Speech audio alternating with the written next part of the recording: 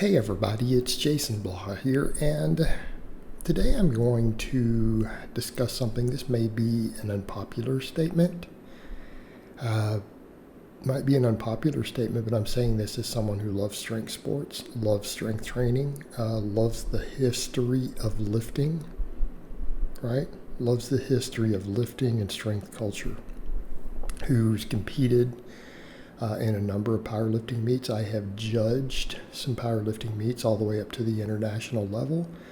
And of course, I've seen a lot of the criticisms of powerlifting out there. And, you know, even though powerlifting has grown, a lot of people have said things like, well, a lot of people don't really take powerlifting seriously. They see a lot of the crazy arches. They don't understand the equip thing and everything else. And here's me saying what would actually make powerlifting be taken more seriously, just overall mainstream. And I'm going to make some statements. Number one, we've got to get rid of the weird ranges of motion to standardize everything. It would probably help. Now, am I saying I have a problem with any of it from judging? No, I've judged meets that had the little tiny short range of motion on bench and passed the lifts. Because when I judged meets, I followed the rule book. Okay? And that's how it works. You don't have to agree with the rule book to say I'm going to follow it to the letter. You got to be impartial. But we'll get to some of that in a minute. I'm going to say right up front, though, and this is going to be unpopular, we got to get rid of all the equipment. Get rid of all the equipment now. I know that's an issue because it's become popularized. A lot of these companies sponsor powerlifting. You know, I've bought plenty of their stuff, but the thing is, I'd still buy their singlets and stuff. I have a couple of SBD singlets. I got SBD socks. I don't have a problem with clothing sponsors, that support a sport. But I mean, really, realistically, wraps, belts, everything. I mean, because we've gotten bad to wear sleeves. We're at a point where sleeves are considered raw for knee sleeves, but look how crazy they've gotten. We're at a point to where I don't think we can fairly call that raw anymore. I don't think we can call it raw anymore. As far as belts go, belts would let us lift more weight. There's no safety reason to use belts. There's no safety reason to use belts. Maybe it's just some people have weak cores. And you want to look no further than proof that could be the case. Look at Big KK. Got deadlifted 939 pounds underneath the highest weight class, a weight class down. Not as a super heavyweight, right? Not as a super heavyweight. 939, got it with no equipment.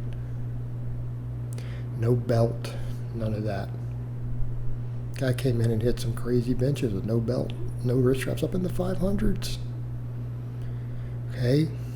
So you got to ask the question, if he could do it, and he did this quite some time back, why can't everyone do it? I mean, what's the issue here? Okay? Again, it comes down to popularity, sponsorship. But if we really want sport to be taken seriously, maybe just let them do shoes and clothing. Stuff that offers minimal advantage. Okay? Olympic lifting has no trouble with this. Right? And I'm saying if we want the standards format, the squat, bench, and deadlift, I'm not saying that's the way to go, but that is what powerlifting is. If we want to use these lifts, I honestly think if we just got rid of all of that and bring the barrier to entry down to where people just need a singlet and a good pair of shoes, right, we'd be good to go. In fact, it would make kit checks easier. It would make less work for the judges. All right, strip it all off. Get rid of the wrist wraps, get rid of the belts, get rid of everything. Straight up raw lifting. Straight up raw lifting. Okay? Yeah. I know people don't want to hear that. I wonder how much that would do for the deadlift, rising back to the top lift again. Maybe pull all the equipment out. All right, number 2, long ranges of motion. I used to be the other direction. I used to say, no, it doesn't matter. No, the arching is fine. No, arching is better for the shoulder. But is it really? I've been benching flat back lately with a wide grip. You know what? If you have healthy shoulders, it doesn't hurt at all. And if you're pausing everything, you're not risking tearing pecs. Just pause everything. Maybe spend time building your chest instead of overdeveloping the triceps all the time is the main focus. Right? Take the benching over to flat back. That would get rid of a lot of these problems. Get rid of a lot of the problems, a lot of the concerns. Now, again, the argument would be, well, then the benches might go down, and then it becomes just a token lift. Well, let's clean up the other lifts too. Clean up the other lifts also. And back over to the point, oh, nobody be benching a lot of weight. I've seen guys bench 500 plus flat back. I mean, look how little of an arch Julius Maddox uses. Strongest raw bencher ever in the history of the world at this point. Nobody else is even within 20, 30 pounds of his records. Nobody. He's not using a big arch. He's almost flat back. I mean, it's pretty close to flat back. He really is. Lay down on the bench. Heels flat. Then we wouldn't have to worry about this. Let's try to figure out if it's too short. No. Just flat back it. We're good. Flat back it. And then people who don't have the anatomy to grip it too wide, well, they won't be able to anymore, right? Make people unrack their own weights too. Ooh. Flat back, unrack your own weight. All right, so how do we get everything else balanced back out with that? That's going to bring some of the totals down. All right, squatting. Make everyone Olympic squat. Look, lose the belts, lose the knee sleeves. Make everyone go deep. We could come in and estimate, look, you got to see their hamstrings touch their calves. All right, let's quit looking at what's parallel. Let's look at a good proper sink. Because the parallel for a lot of people, if you get your stance way out, it just lets people still shortchange it, doesn't it? Right? You get a wide enough stance, you push the hips back enough, you can do a half squat and break parallel. For a lot of people, we're right back to the same thing. Maybe set a limit on that stance. Make them go shoulder width.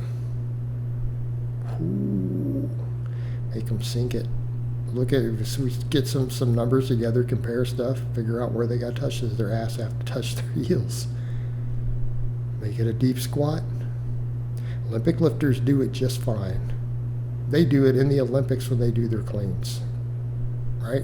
They do it all the time. We can do the same thing. We just won't be able to lift as much. There's be the ego thing. Oh, I can't reach depth. No, you can't reach the depth with 100 pounds less. That's unless you go 100 pounds lighter. All right? Get rid of sumo. Conventional only. Make everything real ranges of motion. Everything within be standardized. We set a maximum stance on the squat, maximum stance on the deadlift. Right? Make it a lot more tested, just pure strength, wouldn't it? I think it would help. Just my opinion, guys. That's it. I'm only stating an opinion. It's not a fact. It's something to think about.